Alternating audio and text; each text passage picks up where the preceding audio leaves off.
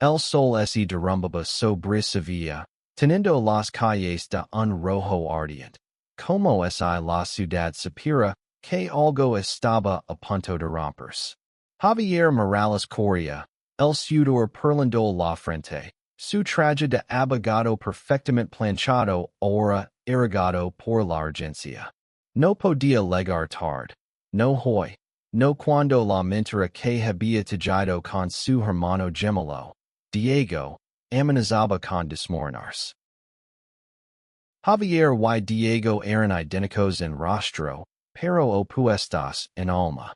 Javier, de 28 años, era el abogado estrella del bufete más prestigioso de Sevilla, un hombre de rutinas y ambitions, con un futuro trazado en líneas rectas. Diego, su gemelo, era un espíritu libre, un músico callejero que vivía al día, tocando su guitarra en las plazas y huyendo de cualquier responsabilidad. Pero hace una semana, Diego había suplicado. Solo una semana, Javi. Has pasar por mí en el bufete. Necesito desaparecer. Y Javier, contra todo instinto, había aceptado. No por bondad, sino porque no podía soportar la idea de que su hermano terminara en un lío mayor. Diego siempre estaba en problemas, pero esta vez había mencionado deudas, nombres peligrosos, y una urgencia que helaba la sangre. El plan era simple. Javier se haría pasar por Diego en el bufete, cubriendo su puesto como asistente legal, un trabajo que Diego había conseguido por pura suerte, y que apenas entendía. Nadie notaría la diferencia, dicen, porque eran gemelos. Pero Javier no estaba preparado para Mateo Ruiz. Mateo, de 26 años, era el nuevo peón del bufete, un joven de cabello rosado y ojos que parecían guardar 1000 historias. Español, nacido en Cádiz, tenía una calidez que desarmaba a cualquiera, pero también una perspicacia que ponía nervioso a Javier. Desde el primer día, Mateo lo miraba con una mezcla de curiosidad y algo más. Algo que Javier no podía descifrar pero que hacía que su corazón latiera más rápido. Diego, ¿estás bien? ¿Estás diferente? Lo había dicho Mateo el primer día, sonriendo de lado. Y Javier había sentido el suelo tambalear bajo sus pies. Esa mañana, mientras Javier fingía revisar documentos legales en el escritorio de Diego, Mateo se acercó con una taza de café. Para ti, Diego. Pareces necesitarlo más que yo, dijo, y su mano rozó la de Javier al pasar la taza. Fue un toque breve, pero suficiente para que Javier sintiera un calor que no esperaba. Gracias, murmuró, evitando los ojos de Mateo. No podía permitirse distractions. No cuando cada palabra, cada gesto, podía delatarlo. Pero el disfraz de Diego era más que un cambio de ropa o de actitud. Javier tuvo que aprender a imitar su risa despreocupada, su forma de hablar relajada, incluso su manera de caminar, como si el mundo lo perteneciera. Y mientras más tiempo pasaba como Diego, más sentía que algo en él se estaba desmoronando. La vida de su hermano, caótica y sin ataduras, era extrañamente liberadora. Por primera vez en años, Javier no sentía el peso de las expectativas. Pero también estaba Mateo, que parecía verlo de verdad. No como el perfecto Javier Morales, sino como alguien más humano, más vulnerable. Esa noche, Javier recibió un mensaje de Diego. Necesito más tiempo. No preguntes. Por favor, sigue. La furia lo invadió. ¿Cuándo más podía arriesgar? El bufete estaba manejando un caso importante. Una demanda multimillonaria contra una empresa constructora corrupta. Y Javier, como Diego, estaba en el centro de todo. si lo descubrian, su carrera, su reputación, todo por lo que había trabajado, se derrumbaría. Pero lo que más lo adoraba no era el caso, en la mentira, en siquiera las deudas de Diego. Era Mateo. Era la forma en que su sonrisa lo hacía olvidar quien era realmente. Al día siguiente, el caso dio un giro inesperado. La empresa constructora presentó pruebas falsas, y el buffet estaba al borde del caos. Javier, fingiendo ser Diego, se encontró trabajando codo a codo con Mateo hasta altas horas de la noche. ¿Eres bueno en esto, Diego? No sé por qué siempre actúas como si no te importara, dijo Mateo, mirándolo con una intensidad que hizo que Javier apartara la vista. No sabía cómo responder. No podía decir que no era Diego, que cada palabra que salía de su boca era una mentira. Pero tampoco podía ignorar lo que sentía. Un deseo que nunca había reconocido, ni siquiera en sí mismo. Mientras revisaban documentos, sus manos se rozaron de nuevo, y esta vez ninguno de los dos se apartó. Diego, ¿qué te pasa? Estás raro desde hace días, susurró Mateo, acercándose. Javier sintió el impulso de confesar todo, de decir quién era, de admitir que no entendía lo que estaba sintiendo. Pero antes de que pudiera hablar, Mateo se inclinó y lo besó. Fue un beso breve, tentativo, pero lleno de una electricidad que lo dejó sin aliento. Lo siento, dijo Mateo, retrocediendo, con el rostro lleno de confusión. No sé por qué hice eso. Javier no respondió. No podía. Su mundo, tan cuidadosamente construido, acababa de fracturarse. No era solo la mentira, no era solo el caso, no era solo Diego. Era él mismo, enfrentándose a una verdad que había evadido toda su vida. Había vivido 28 años siendo el hijo perfecto, el abogado perfecto, el hombre perfecto. Pero en ese momento, siendo Diego, siendo alguien más, se sintió vivo por primera vez. Los días siguientes fueron un torbellino de emociones que Javier no sabía cómo manejar. Cada mañana, al mirarse en el espejo, veía el rostro de Diego, pero también el suyo propio, y se preguntaba quién era realmente. La mentira que había comenzado como un favor a su hermano se estaba convirtiendo en una jala, pero también en una puerta hacia algo que nunca había esperado, la posibilidad de ser alguien más, alguien que no tuviera miedo de sentir.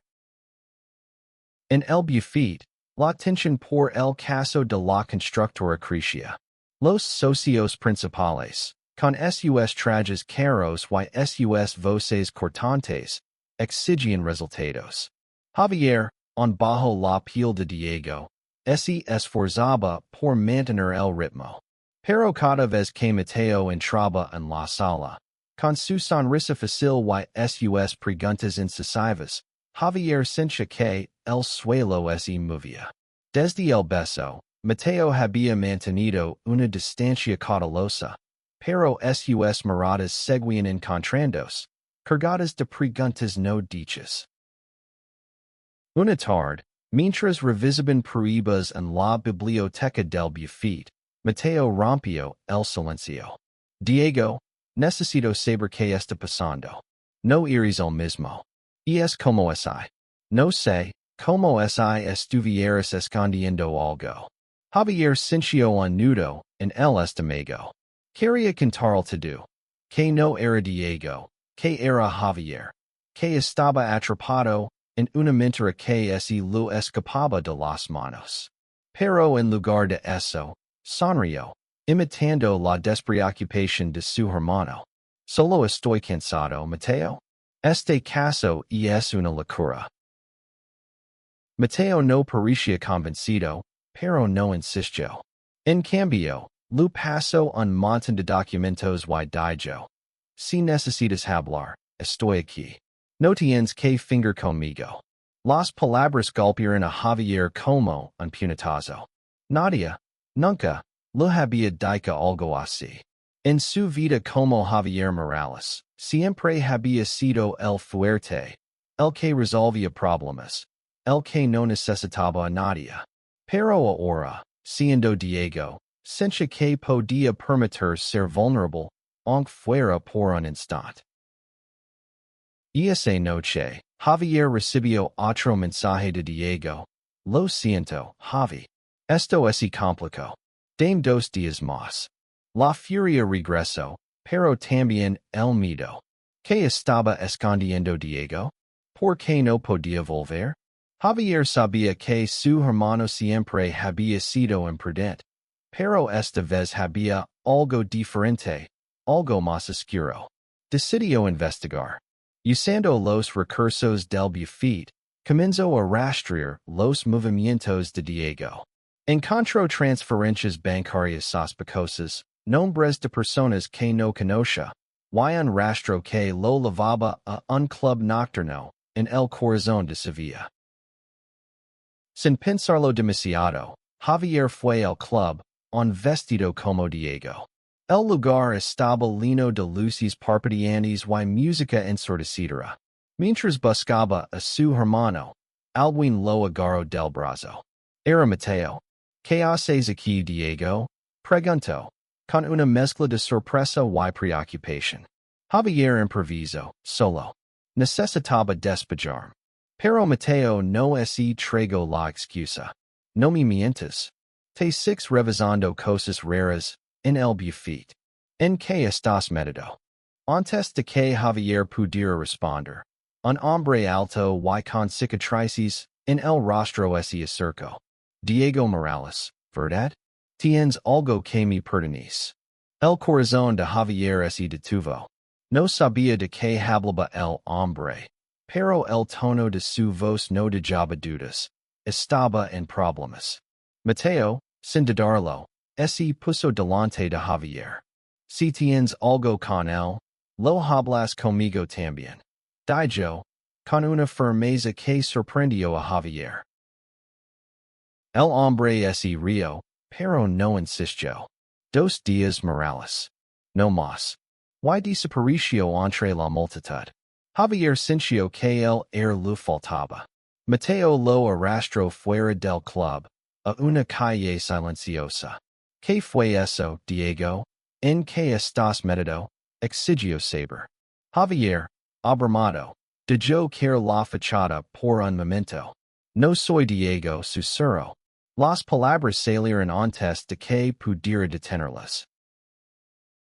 Mateo lo miró, atenido. ¿Qué? Javier respiró hondo y lo soltó todo. La verdad sobre su hermano, la suplantación, el miedo a perderlo todo. Cuando terminó, esperaba que Mateo lo odiara, que lo denunciara. Pero en lugar de eso, Mateo lo tomó de la mano. No sé quién eres, Javier o Diego, pero sé que eres buena persona.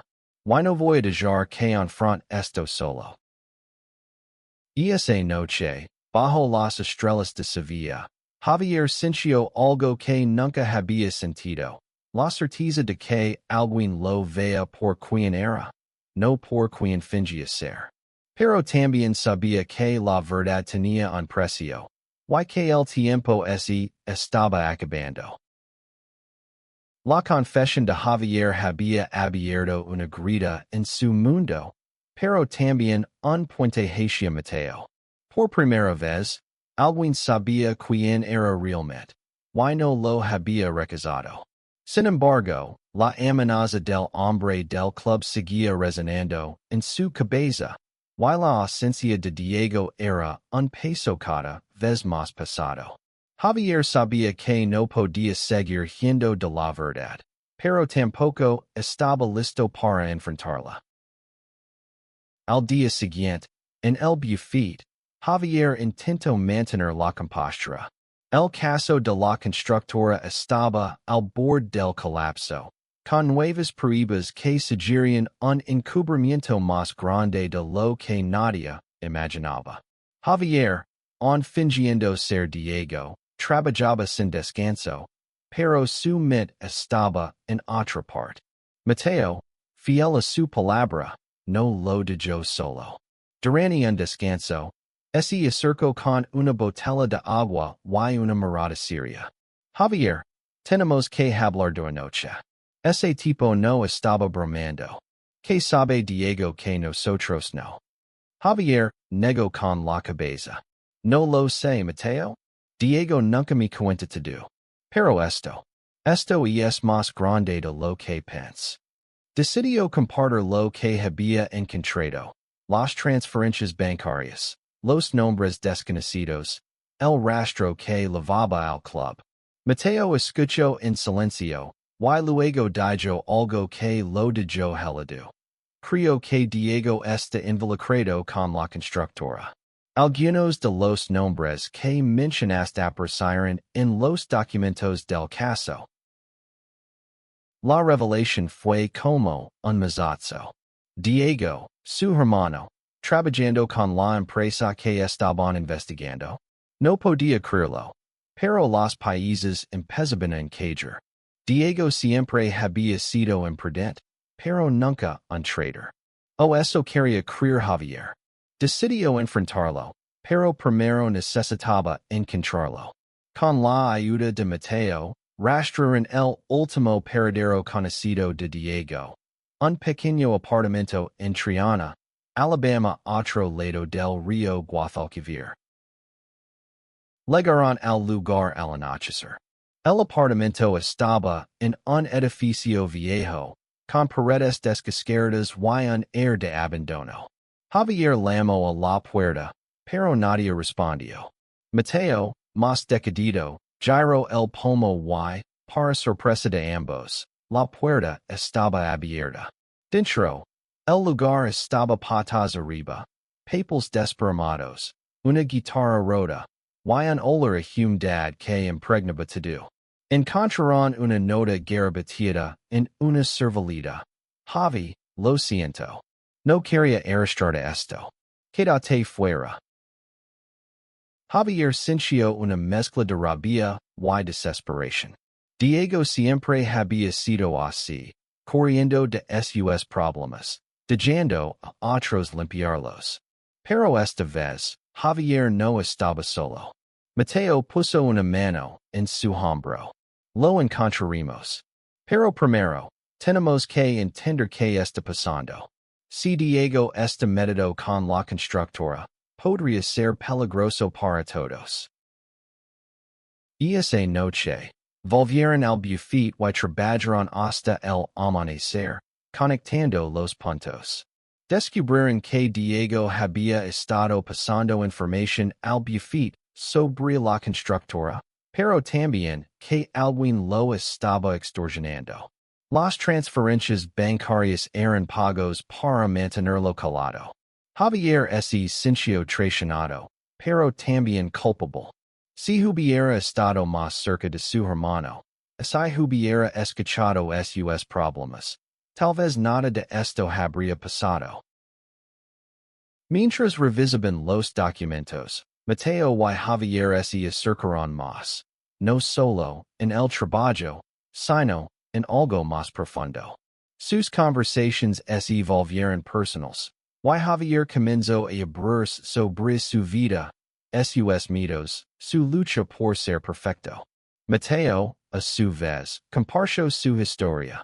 Como había salido del armario a los 18 años, como su familia lo había aceptado a medias, como había aprendido a vivir con autenticidad en un mundo que no siempre lo entendía.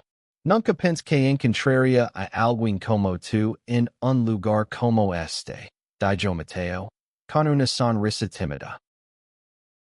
Javier sintió el impulso de besarlo, pero el miedo lo detuvo. No era solo la mentira, en el caso, en Diego. Era el mismo, enfrentándose a una parte de su identidad que había ignorado toda su vida. Pero en los ojos de Mateo, encontró algo que lo hacía querer ser valiente. Por primera vez, pensó que tal vez podría serlo. El amanecer trajo consigo una claridad que Javier no esperaba. Mientras el sol se filtraba por las ventanas del buffet, iluminando el desorden de papeles y tazas de café vacías, sintió que estaba al borde de algo nuevo. Pero también sabía que el tiempo se agotaba. Diego seguía desaparecido, la amenaza del hombre del club seguía vigente, y el caso de la constructora estaba a punto de estallar. Mateo y Javier decidieron actuar. Con la información que habían reunido, sabían que la constructora estaba involucrada en una red de sobornos que ligaba hasta políticos locales. Diego, de alguna manera, se había enredado en esa red, ya fuera por error o por necesidad. Javier no podía permitirse juzgarlo, no ahora. Lo único que importaba era encontrarlo antes de que fuera demasiado tarde. Esa mañana, recibieron un correo anónimo con una dirección, un almacén abandonado en las afueras de Sevilla. Si quieres a tu hermano, ven solo, decía. Javier supo de inmediato que era una trampa, pero también que no tenía otra opción. Mateo, sin embargo, se negó a dejarlo ir solo. Si vas, voy contigo. No hay discusión. Dijo, con una determinación que hizo que Javier sintiera algo que no podía nombrar. Una mezcla de gratitud y algo más profundo, más peligroso. Llegaron al almacén al mediodía, bajo un sol abrasador que hacía temblar el aire. El lugar era un escuelito de metal oxidado, con ventanas rotas y un silencio que ponía los nervios de punta. Javier llamó a Diego, pero solo, el eco respondió. Entonces, desde las sombras, apareció el hombre del club, acompañado de otros dos. Diego Morales, o quien sees, me debes algo, dijo, con una sonrisa que no ligaba a sus ojos. Javier levantó las manos, intentando calmar la situación. No soy Diego. Soy su hermano, Javier. Dime que quieres y lo resolveremos. El hombre se rió, pero antes de que pudiera responder, Mateo dio un paso adelante. Si tocas a Javier, te las verás conmigo. Y cream, no quieres eso. Su voz era firme, pero Javier vio el miedo en sus ojos. Mateo no era un héroe, no era un luchador, pero estaba allí, por él. La situación se tensó hasta que uno de los hombres sacó una pistola. Javier sintió que el mundo se detenía. Pero antes de que pudiera reaccionar, una figura salió de las sombras. Diego. Desalinado, con ojeras profundas, pero vivo. Basta, gritó. Soy yo quien quieren. Déjenlos ir. Diego explicó que había intentado infiltrarse en la red de la constructora para reunir pruebas, pero que lo habían descubierto. Los pagos eran para proteger a Javier, para mantenerlo fuera de peligro. El hombre del club no estaba interesado en explicaciones. El trato era claro. Morales. Información o tu vida. Pero Diego, con una calma que sorprendió a Javier, sacó un USB del bolsillo. Aquí está todo. Nombres, fechas, cuentas bancarias. Levítelo y déjanos en paz. El hombre lo tomó, pero su sonrisa sugería que no había terminado.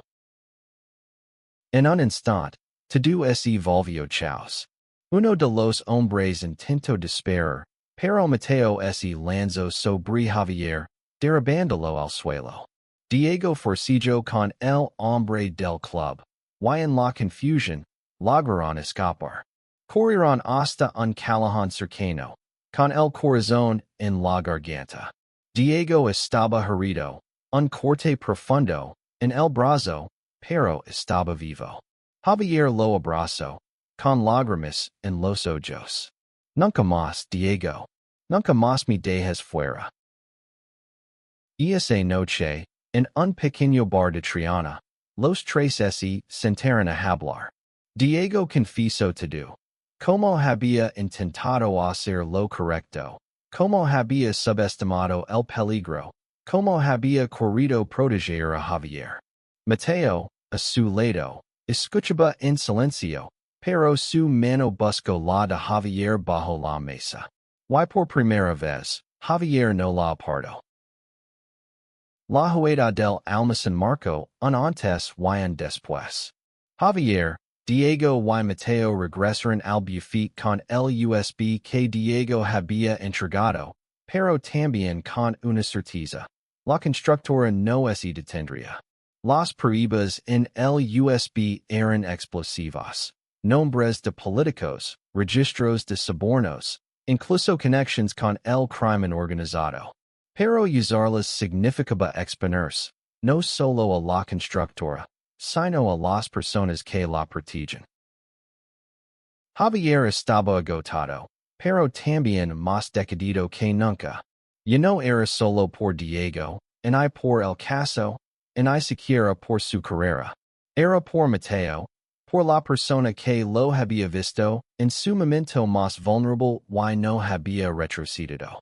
Era por sí mismo, por la verdad que había comenzado a aceptar. Durante días, trabajaron juntos para organizar las pruebas, asegurándose de que fueran irrefutables. Diego, on débil por la herida, insistió en ayudar. Esto empezó por mi culpa. Tengo que terminarlo. Dijo, y por primera vez, Javier vio en su hermano algo más que un irresponsable. Vio a alguien que, a su manera, quería redimirse. Mientras tanto, la relación entre Javier y Mateo se volvía más profunda. No era solo atracción, aunque eso estaba allí, palpitante en cada roce, en cada mirada. Era confianza, era complicidad, era la sensación de que, juntos, podían enfrentar cualquier cosa. Una noche, mientras revisaban documentos en el apartamento de Mateo, Javier finalmente se permitió hablar. Nunca he sentido esto antes, admitió, con la voz temblorosa. No sé qué significa, pero sé que es real. Mateo sonrió, con esa calidez que desarmaba a Javier. No tienes que entenderlo todo ahora. Solo tienes que sentirlo. Y entonces lo beso, esta vez sin dudas, sin disculpas. Fue un beso que hablaba de promesas, de miedos superados, de un futuro que ninguno de los dos podía prever pero que querían construir juntos. Pero la realidad no les dio mucho tiempo para sonar. Al día siguiente, el buffet recibió una amenaza anónima. Entregan el USB o habrá consecuencias. Javier sabía que no podían ceder, pero también que estaban llegando con fuego. Decidieron llevar las pruebas a un periodista de confianza, alguien que pudiera exponer la verdad sin que el buffet quedara en la línea de fuego. Pero antes de que pudieran hacerlo, el hombre del club apareció de nuevo, esta vez en el buffet, con un mensaje claro, no hay salida. Entreguenlo todo o perderán todo. Javier, Diego y Mateo se enfrentaron a una decisión imposible. Si entregaban las pruebas, la constructora seguiría operando. Si no lo hacían, sus vidas estaban en peligro. Fue Diego quien rompió el silencio. Yo empecé esto. Yo lo termino. Leven el USB al periodista. Yo me encargo de destruirlos. Javier se negó rotundamente, pero Diego fue implacable. Por una vez, Javi, déjame hacer lo correcto. Esa noche, Diego desapareció de nuevo, Dejando una nota, no me busques. Has lo que tengas que hacer. Javier sintió que el mundo se lo venía abajo, pero Mateo lo sostuvo. No estás solo. Vamos a hacer esto juntos. Y así, con el corazón roto pero con una determinación feroz, Javier y Mateo levaron las pruebas al periodista. La publicación de las pruebas fue como una bomba. Los titulares inundaron Sevilla. Corrupción al descubierto. Constructora vinculada a sobornos y crimen organizado. El buffet estaba en el centro de la tormenta, pero Javier y Mateo se manuvieron firmes. Habían hecho lo correcto, pero el precio era alto. Diego seguía desaparecido, y cada día sin noticias era un puñal en el corazón de Javier. El buffet, sorprendentemente, no los despidió. Los socios, aunque furiosos por la suplantación de Javier, reconocieron que su trabajo había salvado la reputación de la firma. Pero para Javier, eso era secundario. Lo único que importaba era encontrar a Diego. Con Mateo a su lado, rastrearon cada pista, cada contacto, cada lugar donde su hermano podría estar. Pero las semanas pasaron, y el silencio de Diego era ensordecedor. En medio de la búsqueda, Javier y Mateo encontraron refugio, el uno en el otro. Sus noches estaban llenas de conversaciones largas, de risas compartidas, de momentos de vulnerabilidad que hacían que Javier se sintiera más vivo que nunca. Una noche, en el balcón del apartamento de Mateo, con Sevilla brillando bajo las estrellas, Javier finalmente lo dijo. Te amo. Las palabras salieron temblorosas, pero ciertas. Mateo lo abrazó, susurrando. Yo también te amo. Y vamos a encontrar a Diego. Te lo prometo. Pero las promesas no siempre son suficientes. Una noche, Javier recibió una llamada de un número desconocido. Era Diego, con la voz débil. Javi, estoy bien. Pero no puedo volver. No todavía. Antes de que Javier pudiera exigir respuestas, Diego colgó. La llamada fue rastreada hasta un pueblo en las afueras de Granada, y Javier y Mateo no dudaron en ir. Llegaron al pueblo al amanecer, un lugar pequeño y tranquilo, con casas blancas y calles estrechas. Encontraron a Diego en una pensión modesta, democrático pero vivo. Explicó que había huido para protegerlos, que la constructora aún lo buscaba, pero que había encontrado una forma de empezar de nuevo. No puedo volver a Sevilla, Javi. Pero tú tienes que vivir. Por los dos. Javier Loro, no de tristeza, sino de alivio. Diego estaba vivo, y aunque su relación nunca sería la misma, había esperanza. Mateo, siempre a su lado, lo apretó la mano. Vamos a casa, dijo, y Javier supo que, por primera vez, tenía un hogar al que volver, no solo un lugar, sino una persona. De vuelta en Sevilla, la vida de Javier cambió para siempre. La verdad sobre su suplantación salió a la luz, pero en lugar de destruirlo, lo liberó. Dejó el buffet, no por obligación, sino por elección. Quería una vida que fuera suya, no una dictada por las expectativas de otros. Con Mateo, encontró el coraje para ser honesto consigo mismo, para aceptar su identidad, para vivir sin miedo. Diego, desde la distancia, comenzó a reconstruir su vida. Enviaba mensajes ocasionales, fotos de su nueva vida en Granada, tocando su guitarra en pequeños bares, libre de las sombras del pasado. Javier y él hablaban a menudo, no como antes, sino con una nueva comprensión, una nueva conexión. El caso de la constructora tuvo consecuencias duraderas. Los responsables fueron arrestados. Y Sevilla comenzó a sanar de la corrupción que la había herido. Javier y Mateo, ahora una pareja, se mudaron a un pequeño apartamento en el barrio de Santa Cruz. Cada mañana, Javier despertaba con la certeza de que, aunque había comenzado como una mentira, había encontrado una verdad que valía la pena vivir. Una noche, mientras caminaban por las calles de Sevilla, Mateo se detuvo frente a la Giralda, iluminada bajo la luna. ¿Sabes? Nunca creí en el destino hasta que te conocí, dijo. Javier sonrió, tomándolo de la mano. Yo tampoco. Pero ahora sí. Y en ese momento, bajo las estrellas, supo que todo, la mentira, el miedo, el amor, había valido la pena. El camino no fue fácil, pero fue real. Y en esa realidad, Javier encontró no solo el amor, sino también a sí mismo.